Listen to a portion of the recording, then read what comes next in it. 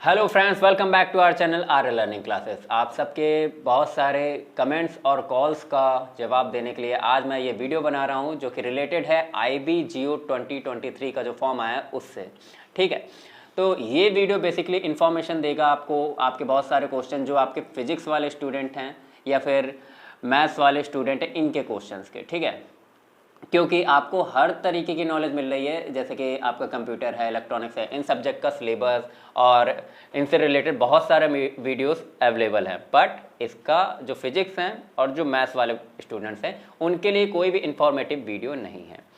तो इस वीडियो में हम लोग बात करेंगे कि सिलेबस क्या होने वाला है और क्या क्या मतलब आपकी जो भी कमेंट्स थे, जो भी आपके कॉल्स पे क्वेश्चंस थे, बहुत सारे कॉल्स के जो क्वेश्चन हैं उनका मैं जवाब नहीं दे पाया, तो इन सब क्वेश्चंस का मैं जवाब देने वाला हूँ। ठीक है, तो चलिए वीडियो को स्टार्ट कर। तो IB-GO जो कि वैकेंसी अभी निकली थी कुछ समय पहले और 3 तारीख मतलब 3 जून से लेके 23 जून तक आप इसका फॉर्म भर सकते थे और 23 जून के बाद मैंने चेक किया तो इसका कोई भी मॉडिफिकेशन अलाउड नहीं है। ये जो फॉर्म आपका लाइव था, जब भी आप जो है क्या कहते हैं लॉगिन करेंगे अभी आप, तो आपको एक नोटिफिकेशन दिखाएगा। एक मिनट, तो जब आप लॉगिन करेंगे तो आपके नोटिफिकेशन में लिख के आएगा application form will be live from 3 June 2023 to 23 June 2023 11:59 PM। Okay, तो ये आपको नोटिफिकेशन दिखाएगा और उसके बाद आपका लॉगिन नहीं होगा। इसका मतलब आप फॉर्म एडिट नहीं कर सकते हैं। ठीक है, तो जो लोगों ने अगर कोई फॉर्म में मिस्टेक कर दी या वो क्या कहते हैं उसको सुधारना चाहते हैं, तो जितना मैं समझ पा रहा हूँ अब इसके बाद आप एडिट नहीं कर सकते हैं। ठीक है, पहला आपका क्वेश्चन।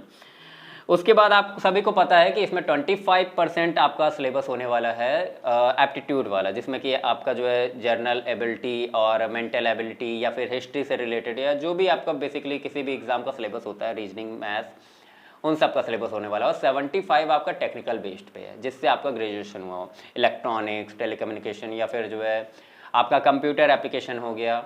और अगर आपका ग्रेजुएशन में फिजिक्स या मैथ्स है, उसके बेसिस पे आपने भरा है, तो फिजिक्स या मैथ्स में से कोई एक सिलेबस होने वाला है। ठीक है, तो ये आपके जो है क्या कहते हैं कुछ और भी डाउट्स हैं यहाँ पे मैं देख लेता हूँ कि आपने जो जो कमेंट किया है या फिर जो भी मेरे पास क्वेश्चंस आए हैं आपके। जैसे कि एक क्वेश्चन है, मैंने BSc पास कोर्स से करा है जिसमें फिजिक्स, केमिस्ट्री, मैथ्स से था, तो क्या मैं मैथ्स से फॉर्म फिल कर सकती हूँ?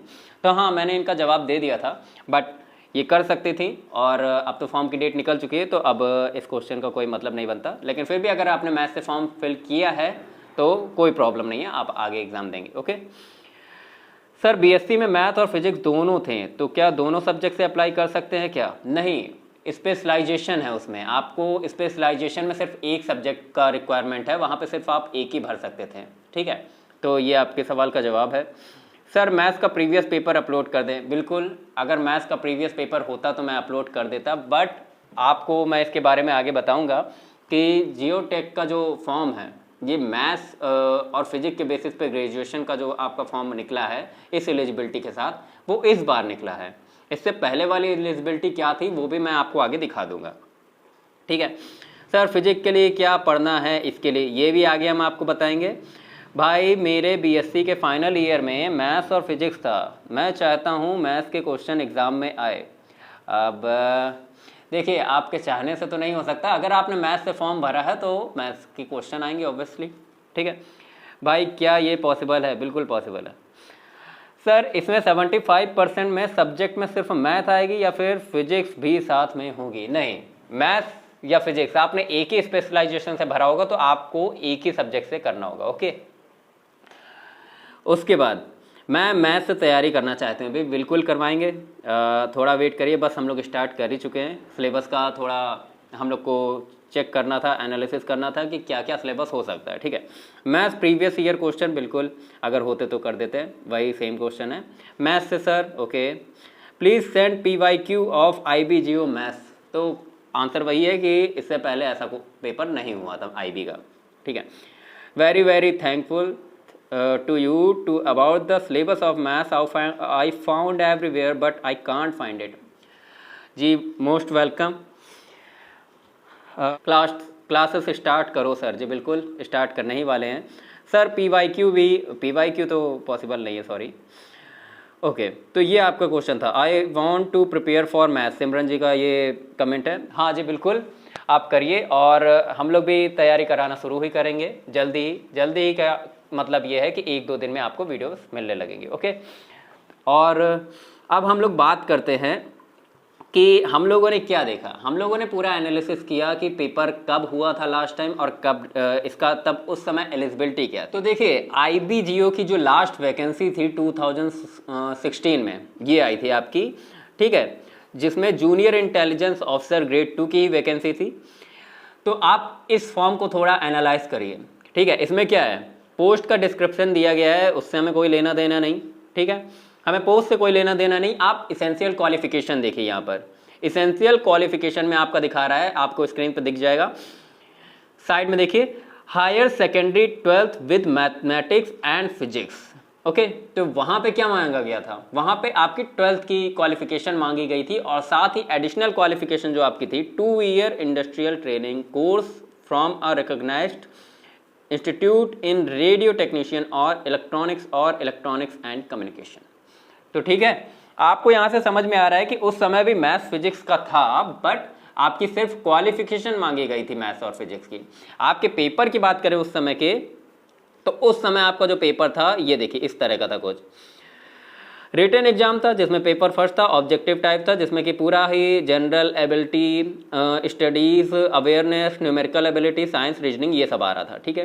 पेपर सेकंड में डिस्क्रिप्टिव था, मैट्रिक लेवल का था, ये बात नोट करिएगा कि 12th लेवल का फॉर्म था, तब आपका मैट्रिक लेवल का पूछा जा रहा था, ठीक है।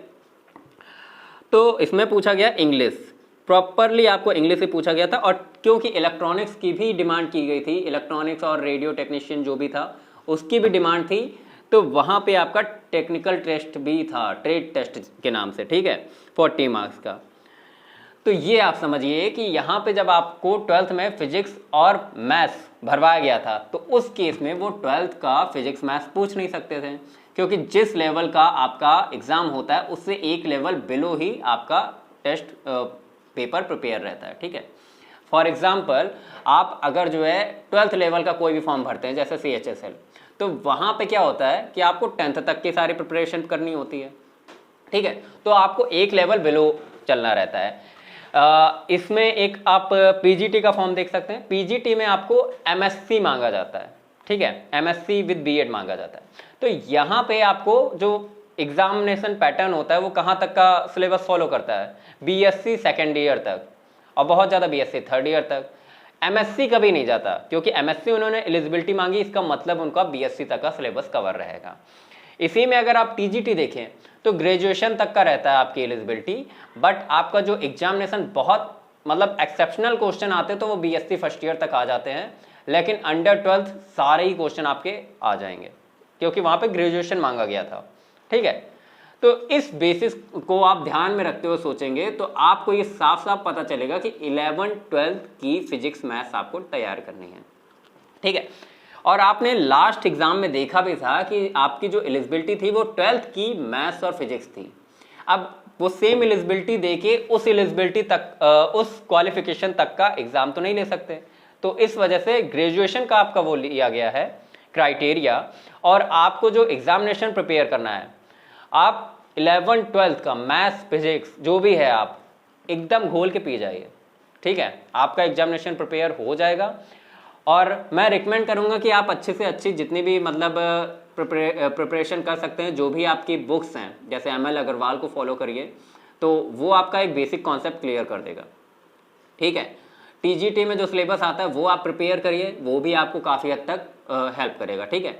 तो आपका जो सिलेबस रहने वाला है 95% चांसेस है कि सिलेबस आपका 12th के अंदर ही रहेगा, ठीक है। तो मैथ्स फिजिक्स आप तैयार करिए 12th के अंदर तक की, जितनी भी अच्छी तैयार कर सकते हैं, ठीक है, इससे बाहर नहीं जाएगा।